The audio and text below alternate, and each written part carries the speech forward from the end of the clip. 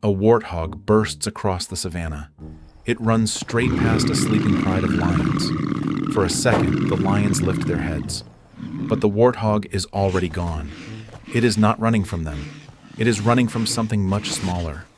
Ticks. They are buried around its face, ears, neck, and skin folds. It rolls in dust. It slams into dry ground. It rubs until the dirt rises around it. But the places it cannot reach are still crawling. The problem is already on its skin. Tiny bodies cling to the folds around its face. Some gather near the ears. Some hide along the neck.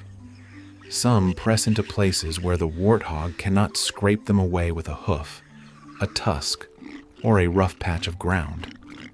A tick does not need to be large to change an animal's behavior. It only needs to stay attached, to feed, to irritate, to turn a patch of skin into a constant signal that something is wrong. The warthog tries to answer with force. It drops into the dust and rolls hard, grinding its body against the dry earth. For a moment, the sand works like rough hands across its hide. Dust rises, its legs kick, its skin twists against the ground. Then it stands again, shakes, and moves forward with the same restless energy. The relief does not last, so it tries another method. It drives its shoulder into a hard patch of earth. It rubs its face against the ground. Around it, the world continues almost normally. Grazing animals lower their heads into the grass.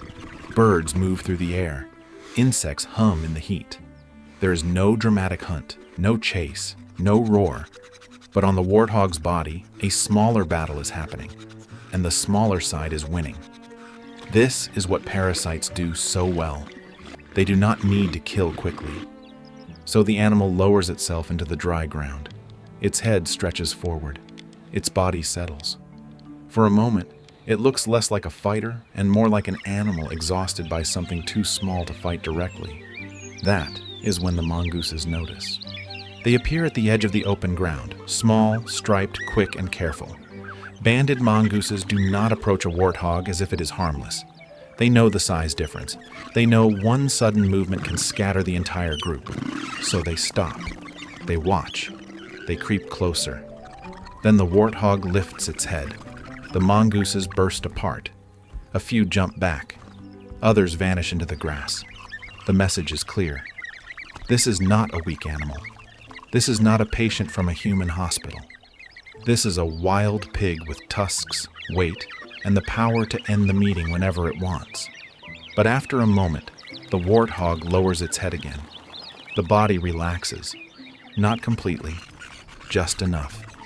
The mongooses return. One comes closer than the rest. It sniffs along the side of the warthog's body. The warthog stays still. The mongoose steps in again. Then it climbs. Small claws press into dusty skin. A pointed nose searches through coarse hair. Tiny teeth begin to work. The mongoose is not biting the warthog for meat.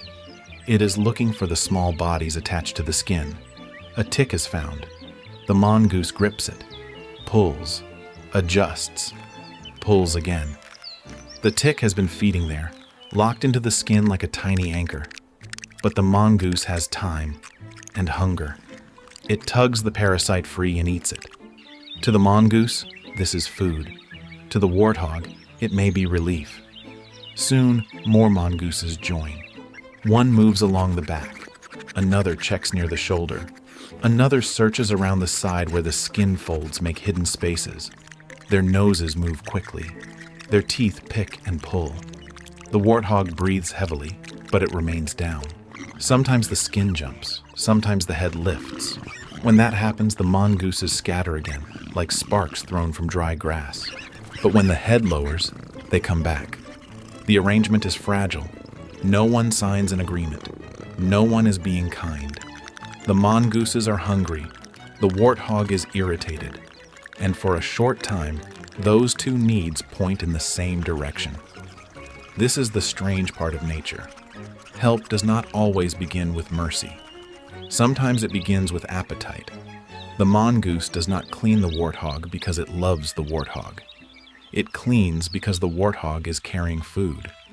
The warthog does not lie still because it trusts the mongooses like friends.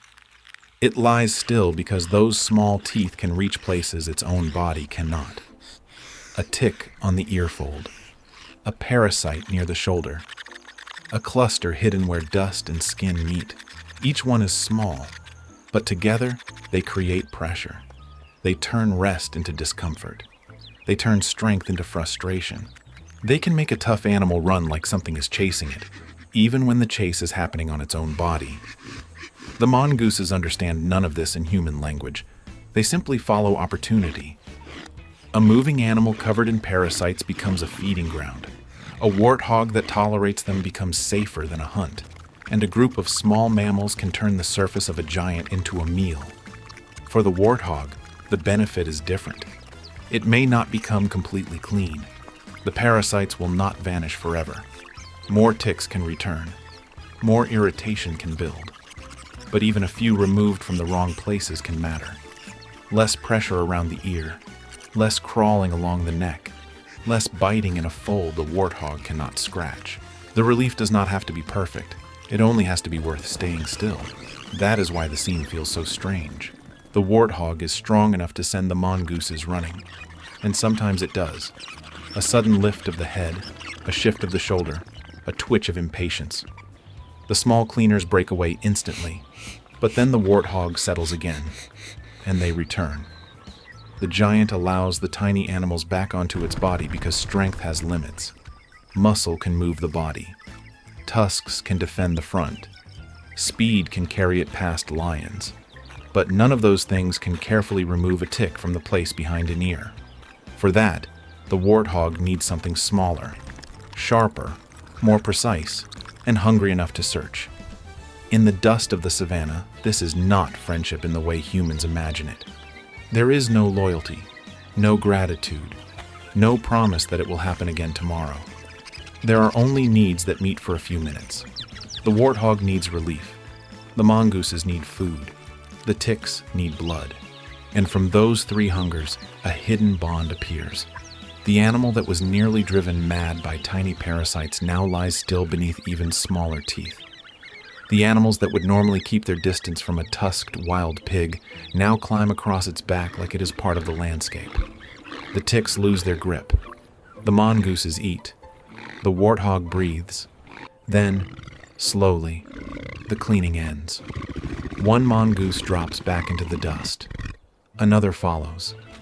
The group begins to scatter through the grass, a little fuller than before. The warthog remains still for a moment longer. Dust clings to its face. Its ears flick. Its skin moves under the heat. Then it pushes itself up. It is still a warthog. Still rough. Still dangerous. Still carrying the marks of a hard life in open country.